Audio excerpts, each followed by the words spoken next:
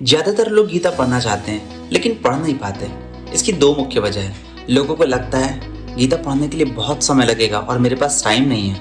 गीता तो केवल धार्मिक लोगों के लिए है। गीता एक ऐसा ग्रंथ है जिसमें आपके सारे प्रश्नों के उत्तर छिपे हैं। इस ग्रंथ में अर्जुन भगवान श्री कृष्ण से एक के बाद एक सवाल पूछते हैं और भगवान उन प्रश्नों के उत्तर देते हैं। गीता पढ़ते समय आपको लगेगा कि आपके मन के ही सवाल तो अर्जुन पूछ रहे हैं। हमारे आज के सवाल कई हजार वर्ष पहले भी एक ही तरह के थे जैसे कि आज हैं। गीता को पढ़ते समय केवल और केवल संस्कृत के श्लोकों का हिंदी अनुवाद पढ़ें, न कि उसकी व्याख्या या भावार्थ। गीता में कुल 700 श्लोक और 18 अध्याय हैं। हर अध्याय लगभग 10-15 मिनट में पूरा हो जाएगा अगर केवल श्लोक के अर्थ पढ़ें, न कि भावार्थ।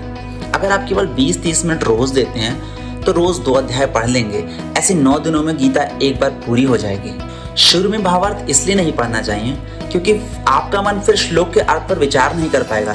गीता काफी लंबी हो जाएगी और आप केवल दूसरों के मन की बातें ही पढ़ते रह जाएंगे जो उन्होंने भावार्थ में लिखा है, जबकि आपको तो वो पढ़ना है जो भगवान ने स्वयं अपने श्रीमुख से कहा है। गीता को 2-3 बार पढ़िए, फिर गीता के श्लोकों का अर्थ समझ में आने लगेगा और फिर कोशिश कीजिए कि हर महीने गीता एक बार जरूर पढ़ें।